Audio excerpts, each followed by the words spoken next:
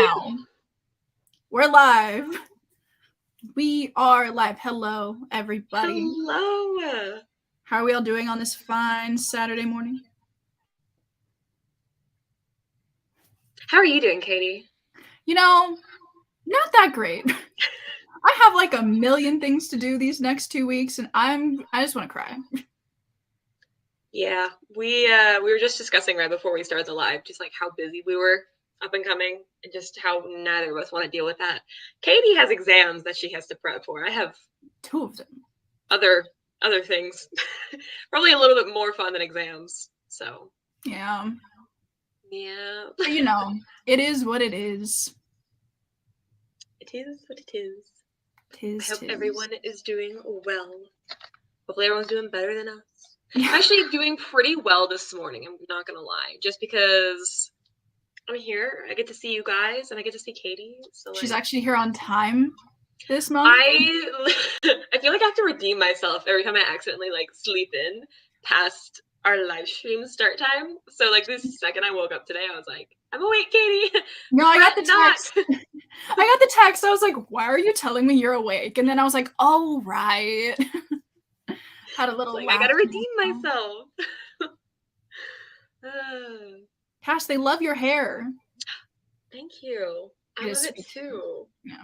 I actually like it today. This past like 2 weeks, I've been fighting with it. Let me tell you what. But I styled it this morning. I'm like, oh, actually, not too shabby. But I cut my hair because it was really dead from like dyeing it all the time. But now I just have like so many like baby hairs and dead ends from like doing jujitsu because my hair gets ripped out constantly. So it's a lose-lose. So oh my God. We struggling out here. Struggling, but we vibing still. Norman is present, just in case anyone was wondering. Probably not. He's at the tippy top of my book tower, where he belongs. Silas is not currently in frame. He's over there. So is it still in your bookcase, but just like out of frame? No, it's like on the little shelf over there. Like oh yeah, your little TBR shelf, that bookshelf. No, different shelf. Okay. How many shelves do you have? It's like a tiny wall shelf. Okay. It's what my back garland is hanging off of. Yeah. Very nice. Very nice. Hello, everybody in the chat.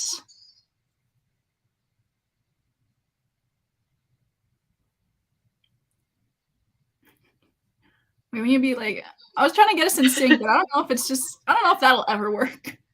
I thought it looked in sync on my screen, but we're probably a little like behind each other in terms of lag. So what is everybody reading right now? We're just gonna chat a little bit before we like fully get into talking about the book. Just how you guys doing? We're gonna be talking about this book shortly. We swear. We just want to do a little catch up. I feel so rusty doing these, even though we did one last month. Like, I don't know what it is.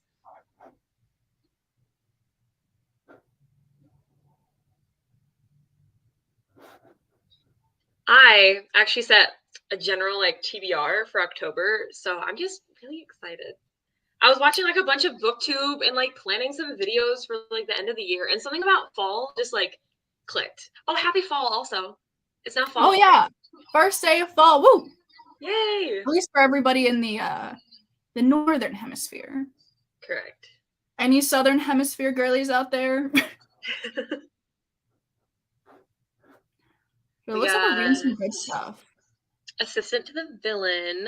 I had just read a plot summary about like what that was about because I saw it pop up and I was like, huh. Wow, so many comments just flooded in. Whoa. Okay. Hello, everybody. Belladonna. A little bit of Jane Eyre. A little bit of Lord of the Rings I saw. Rune and Rising. Serpents in the Wings of Night. Oh, Skyward. Someone's getting a head start. Ooh, very nice. I want to get a head start because guess who stayed up till 1 a.m. to finish the book for today? I at least finished my read of it 2 days ago, so I'm kind of ahead of schedule. I mean, it wasn't until like I didn't finish it this morning, so there have been books that I finished like morning of. Therefore, I'm ahead of schedule. Well, technically, if you finished it at 1 a.m., you did finish it this morning. Me. Anyways. I'm just saying.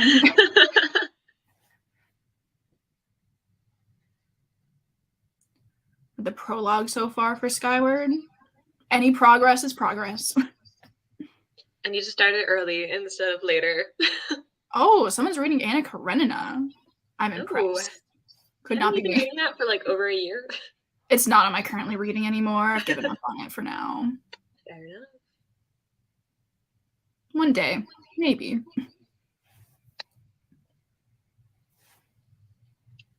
Some good reading. Good reading going on. Katie, what are you currently reading? What am I currently reading? Oh, I started Bring Me Your Midnight. I don't know where it is. By Rachel Griffin. It's her new book. Oh, okay. I'm like 2 chapters into it, so it's going well. What about you? What are you currently reading? Nothing. Oh, nice. I'm gonna pick up the second book in the series, and then maybe Vengeance by V.E. Schwab. Vicious by V.E. Schwab. I was like, that's not right. Hold on. I was actually just looking at all my books like this morning, being like, what should I pick up next? Because I have not a clue. But I have the audiobook for the next book, so maybe I'll pop that on. I'm just busy today, so no reading will be done today. Well.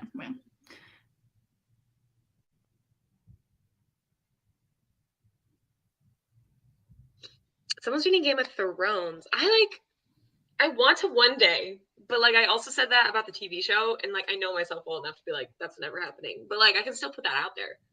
I think eventually I will read a Game of Thrones. Probably not anytime soon though. But I feel like it's one of those like staple fantasy books that I really want to like at least have read the first book in the series. Right. Although the series isn't complete yet, and I'm like, I don't know how I feel about starting not complete series when the next book hasn't, it's been a while since the last one. It's so interesting too, because like they finished the TV series, but like the series itself is not finished. Yeah, I know a lot of people they hated the end of the TV show, so very interesting. That makes sense though, considering it wasn't even like based off of the books. Considering like it's not even finished. Interesting. I didn't realize that Game of Thrones wasn't finished. I just remember people complaining about it a lot. I was like, I need to get 8 seasons into a show for it to just like suck. Yeah. Should we start talking about? Yeah, sure. What do we all rate Assassin's Apprentice? Assassin's Apprentice. I am giving it a 4-star. I forgot to decide. I think, well, we were discussing like right before the live show started about like, it was a 3-star for like the majority of the book, and then it kind of redeemed itself towards the end because I really, really enjoyed the ending, and then I was invested enough to like obviously continue the series. Yeah. So I'm gonna say like 3.5, 3.75, maybe, just because I hate struggling through like 300 pages of very like wordy writing to then be like, oh, now it's good. Oh, now it's good. So overall, probably like 3.5. Yeah. I think when I first finished it, I was leaning towards like a 3.75, but it's been like at least a couple of days since I finished it. And I've kind of thought about it more, and I was like, no, that was pretty good actually. So I think it's a 4-star. But also, I hate giving things star ratings anymore. So like, I don't care what rating I give it. I realized that I star rate like wholly on vibes and vibes alone, because as I was thinking, I was like, what did I feel? How did I feel? And not like really like going into like, okay, how was like the book written? How were the characters developed? No, I was just like, it's given like 3.5 vibes. Yeah. Okay, we got some 4.5. Didn't read it just here for the vibes. 3. Thanks. Love that. 4 stars. 3.5. Does anyone plan on continuing the series? That's actually a question I want to start asking when we like pick up series. Is like, are we invested enough to continue? I know Katie and I. Yes. We definitely are. I found the second book, in the lovely UK cover on Pango the other day, and I was snapped it up. I already said that I found the audiobook on Libby, so just this morning too, right before the live show. Yeah. 11 Which minutes I think no, yeah, why weren't you there? I think I'll enjoy it like more in audiobook format than I will like sitting down to read it. Especially since I had to like read over half of this book last night. And I was literally just like done. I was like, I just want to be done with this book. Yeah. I listened to the audiobook primarily for this. Like I sat down the other day, I did a little puzzle, and I completed the audiobook just because I was on a huge time crunch because I have so much stuff to do this week. So I was like, I need to finish this book today. And the audiobook was really good. Like the narrator, he has such a good accent. It was just like it was nice. But I think I will read the others physically. Maybe with the audiobook. Because I was just audiobooking it the other day. We've got quite a few people saying that they want to. If I don't have anything else to read, then sure, but I'm not desperate to. I love that. I got halfway through the second book and I had to DNF it. I didn't like the first one, so probably not. Not glowing That's so reviews. Funny. Do what? Not glowing reviews. Yeah, it's very like, I suppose. Because like the ending, like I just want to know what happens next. Yeah, but I feel like the last I was gonna say, like, I feel like the last 100 pages, like, the intrigue was just, like, amped up. And I was like, she got me. Like, she really got me. Like, now I want to continue. Like, I don't understand why we couldn't have had that from the start, because I feel like I would have been so much more invested. I think we spent so long, like, seeing Fitz grow up for me to just not be connected to him as a character. And I think that was, like, a big problem for me. See, I feel like seeing so much of him growing up really helped me, like, connect to him as a character. I feel like we did spend a lot of time with him as a young child, but I know that like throughout the series, I think that'll help, like, actually of like knowing him from the start. I think it'll be nice to kind of just see how he grows and develops as a person. The buildup was like nice. Like it definitely was. It was just like getting through that buildup. Like the payoff, beautiful, stunning. I loved all the action at the end there, but it's interesting too because I was comparing it a lot to like The Name of the Wind in terms of like writing and like the slow pace and the build up and like getting to know the character. And I just think I liked like Kvothe as a character from The Name of the Wind better than I liked Fitz in this, even though like it was similar in terms of like how it was written. I don't know what didn't connect me to Fitz. I can't put my finger on it. I was also like, as I was reading this book, I was like, this is kind of like The Name of the Wind. I was like, you know, coming of age fantasy kind of thing, but I hated Kvothe, and I don't hate Fitz, so I liked this book a lot more. I feel like this is it's like everything I wanted The Name of the Wind to be, so I think that's why. Hurts my soul a little. I don't get me started on The Name of the Wind. What did we think about like the other characters, particularly Chade? I think his character was really interesting with like the things that were revealed about him and how just like in the dark we were about his character. And why is everyone related to everyone in this book as well? It's more fun that way. He was like, I'm a bastard. I was like, you are? Like, no way. I actually caught that earlier. And then I was like, why didn't Fitz catch this when he was talking about like being a bastard and they had said we? And I was like, so he is one too. And then being revealed about like who is related to. I'm literally like, can these people just like have a healthy marriage? I think as far as like characters go, I think I really liked the Fool.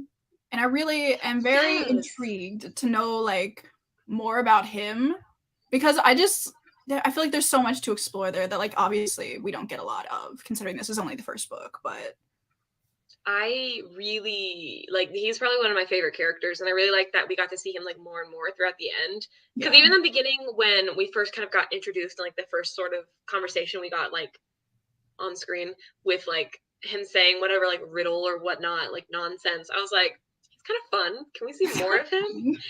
And then he became so much more like ominous with his warnings, and I was like, ooh, what's going down?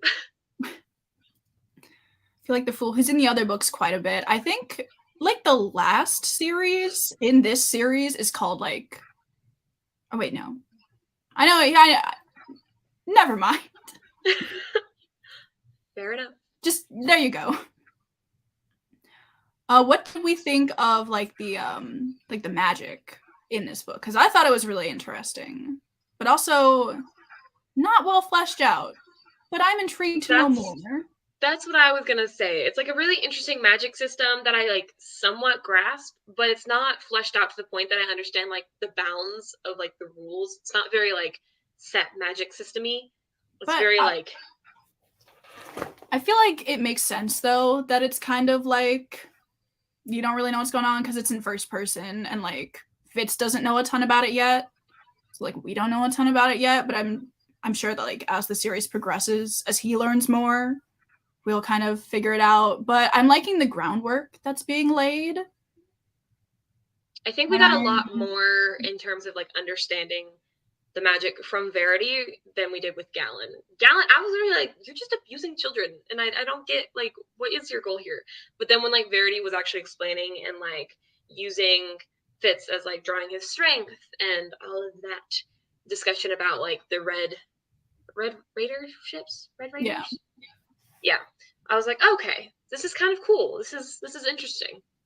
Yeah, I can't wait to learn more about that. I think honestly, I think wit. I think is a bit more interesting than like the skill. Like I want to see more of that. I wonder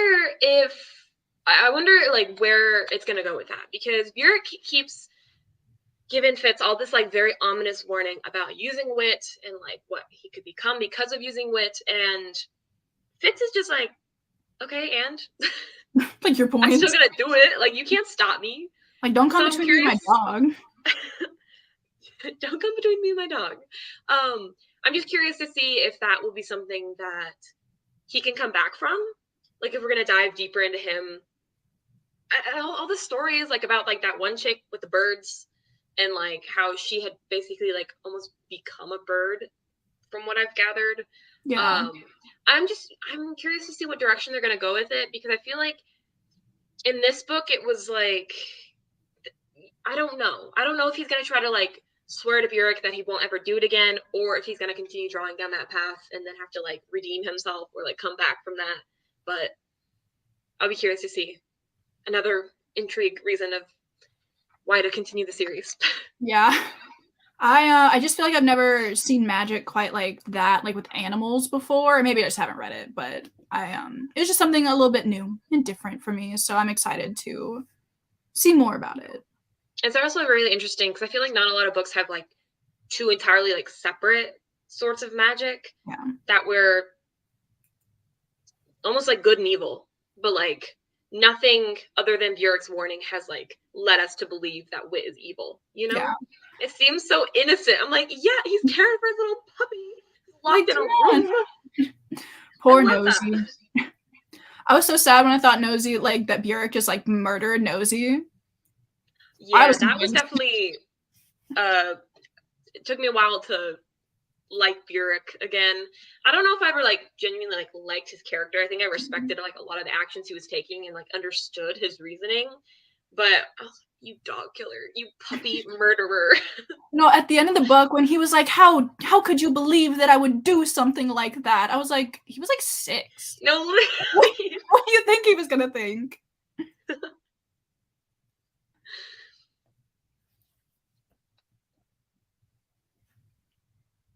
Well, I don't know what to talk about with this book because I feel like a lot of this was like mainly focusing on like Fitz as a character and like just that's all I got. Coming of age. Like not a lot happened until the end, which I did really enjoy the ending. I really liked it. Like hurt my soul, but I loved like the ending with like the wine scene. Whenever I thought I was like, that's so clever of Fitz to like do that and like start discussing with was it Rurisk? Yeah.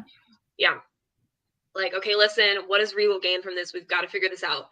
And then they both end up being poisoned. That had me shook. I really did like that twist. No, and Regal, I'll be curious to see if he's actually like sort of like redeemed himself as a character because like the ending kind of explains some of his actions of being like now he's just kind of like he respects Verity. He's kind of more in line. Verity has him like on a smaller leash in like terms of control. But I'll be curious to see whether or not Regal causes more havoc in the future, because I don't really trust him at all. I didn't really trust him from the start. Yeah. But now, definitely not. I He's feel like killing he's like, everyone left and right. Yeah. No, he's like not like the main antagonist, because I feel like the main antagonist is like, the Red Ship Raiders or whatever, but he's like, for Fitz, he's like the main antagonist. So I'm intrigued. I feel like this book was a lot of setup for something more, but it's hard to discuss something that was just like almost like just felt very purely set up-y. That makes sense. What did we can talk about the writing style? What do you think of the writing style? Because it's obviously very different from a lot of fantasy books. It took me a while to get into, I will say. It took me like 150 pages for me to get used to the writing style.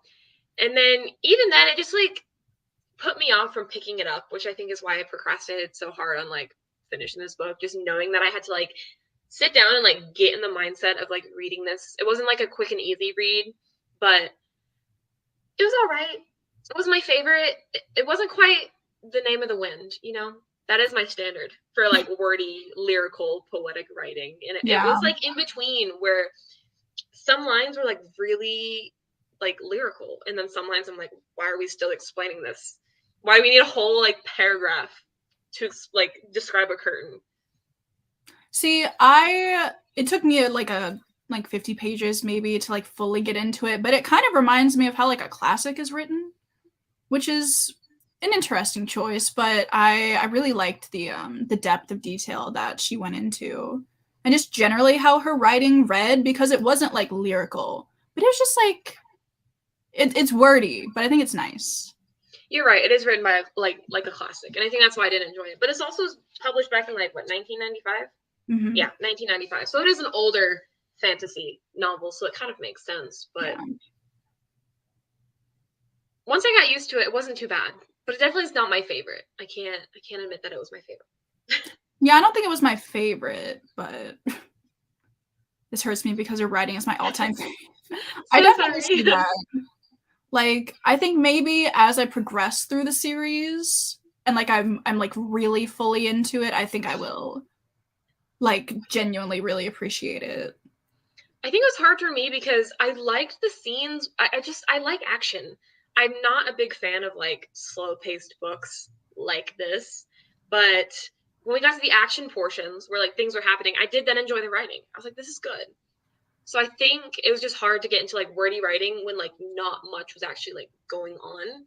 And so then I just wanted to get through to the action.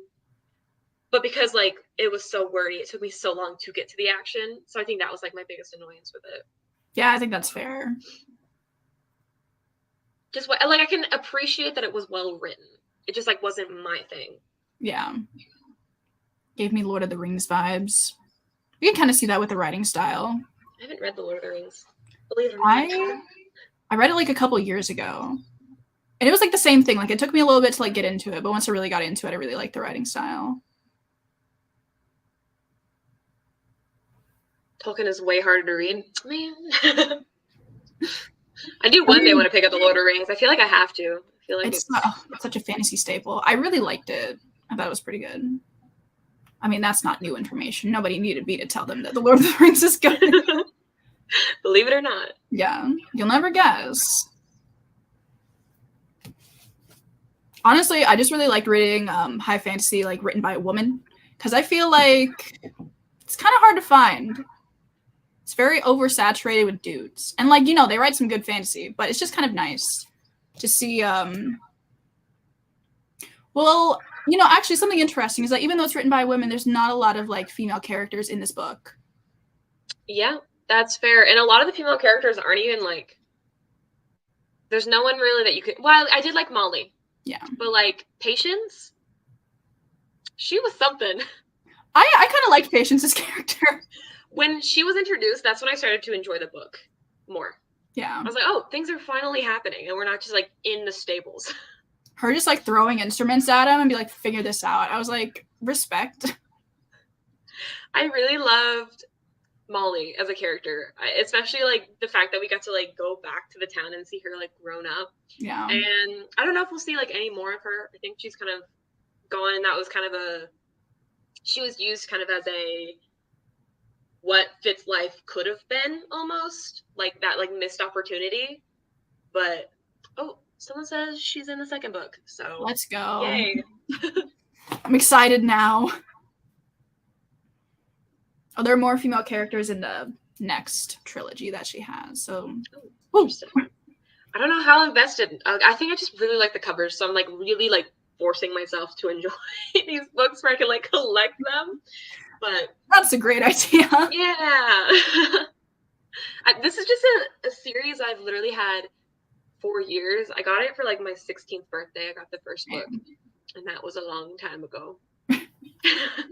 I've definitely had this on my physical TBR for a while, but not that long. I got it like 2 years. Not 5 years. Like 2.5 years.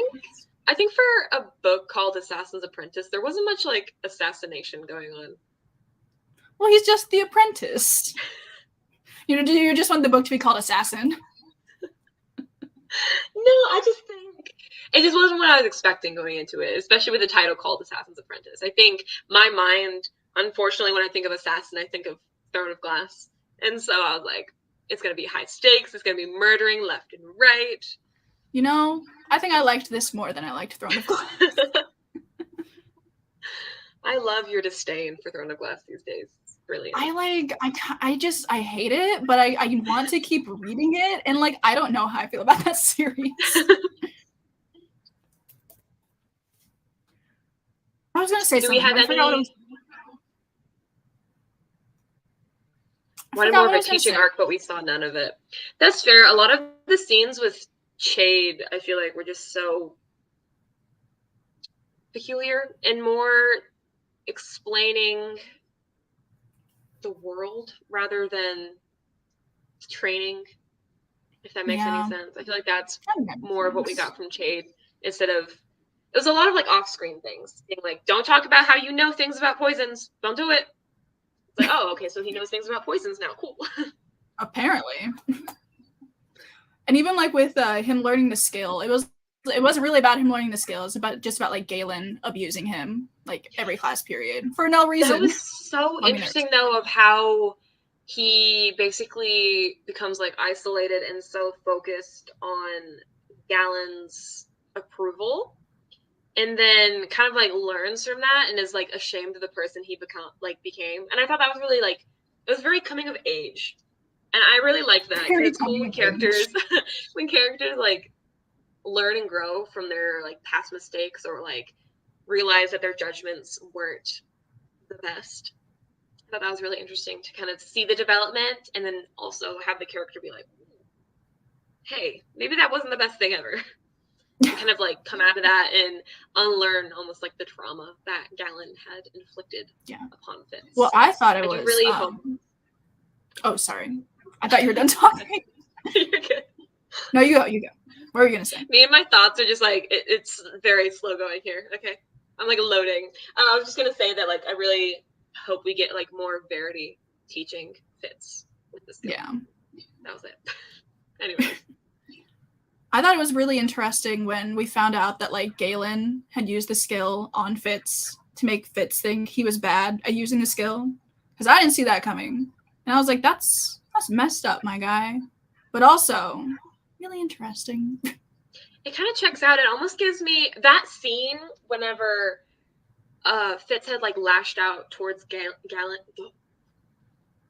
Sorry, just error. Anyway, loading. Reaching out like towards Galen. That made me like, it really gave me like Harry Potter and Snape vibes with like the occlumency. Yes, that is like what the scene reminded me of wholly, and I was like, ooh. Except for Snape didn't beat the shit out of Harry after doing so. He might have wanted to, but he didn't.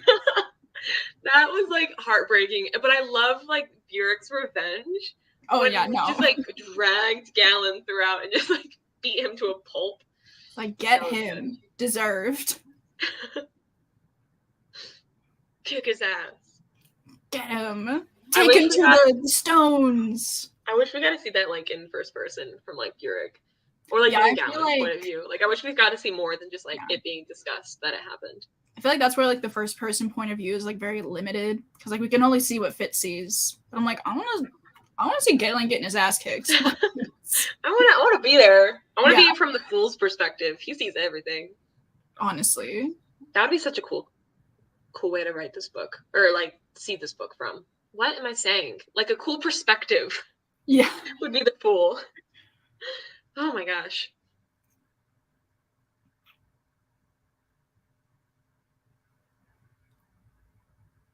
I also loved the bit where Fitz took the knife from the king and then like stuck it in the what was it, like the mantle? And like the last line of that chapter was like legend has it or whatever, the knife is still there. I was like, oh, I love that.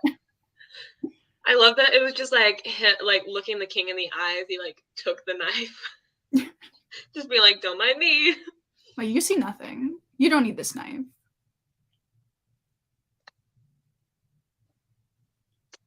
Do we have any other potential things we would like to discuss? I think I've kind of said my pieces. I feel like that maybe that's all I got. That's all we have. So if Yeah. y'all have anything else that you would like to bring up, feel free to do so. Has anybody read like all of Robin Hobb's series? Because I'd be interested to know what your favorite like series in the series is. And do we have to read these in order? That's my think question. they're supposed to be read in order. I've tried Googling this many times, but I'm pretty sure. Or is it like a case of Brandon Sanderson where you can kind of hop around? I feel like it's not like super important to read in order for Brandon Sanderson. Yeah, I feel like Brando Sando, you just gotta like go for it. Just like pick one and go. Just go, yeah. Yes, you do have to read them in order. All right. Questions have been answered. Here we go. I'm really excited to get to the second series, like the Live Ship Trader series, because I know a lot of people really love that series. I know nothing else past Assassin's Apprentice, so we'll see how far I make it.